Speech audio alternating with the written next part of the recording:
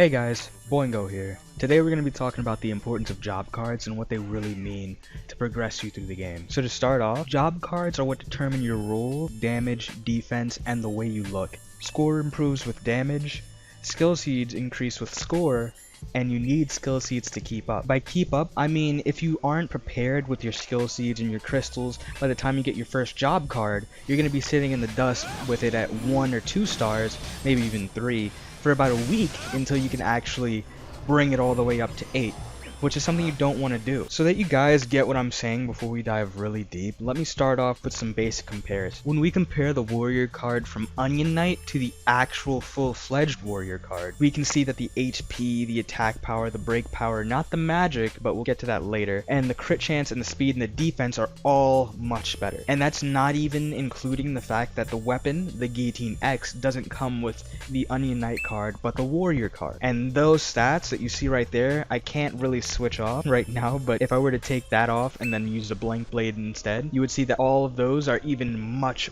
lower because my guillotine is of very high quality. These stats that you see right here are also not including the passives that you get from those specific job cards. As in the warrior card, although it does have I think 200 less or maybe 150 less magic, it does enhance fire by 155%, meaning that it'll focus on fire, but it won't have that general sort of utility of using multiple elements that you get from Onion Knight or the basic mage or the basic ranger. When we go ahead and we take those off and we actually show what's really lying underneath, you can tell that the real job cards compared to the basic job cards are just so much better. Now this is sort of a gray area when it comes to what you'll be doing before and after your first summon. You may be focusing on mage, you may be focusing on warrior, you may be focusing on ranger, so your ability cards may sort of pertain to what you are doing. But when you get your first summon, you may be saying, well, I'm not going to get any more skill tickets or summoning tickets until after maybe a week or whenever the next event allows me to, or maybe I still got to clear the story or the bonus areas before I'm even able to get enough to summon another class, so I'm sort of just stuck here. You may be in sort of a position to switch over, or you may not be. It sort of depends on what you feel like doing or what you feel like you want to go towards, but honestly I say that with your first summon you should sort of go with it and see how you like it. In single player it doesn't matter what you really start off with because all the classes are able to do a considerable amount of damage and stay alive depending on what abilities you have. If you choose the right abilities and the right effects with those abilities, it won't really matter what you're playing. You could be playing a defender, a healer, or a damage dealer or a breaker. Either way you'll be doing perfectly fine in solo. But if you want to get a high score, like say 11 million, 12 billion, then you're going to need a damage dealer and probably a defender to keep yourself with that high score and keep yourself alive. But as your first summon, shouldn't really be worrying about it. You should have enough ability tickets to go ahead and buy some new abilities. And 3-star, 4-star, 5-star, it doesn't really matter. You'll be doing perfectly fine. And trust me on that. Now here we're going to be talking about skill seeds. Keeping these up are crucial because they allow you to boost your weapon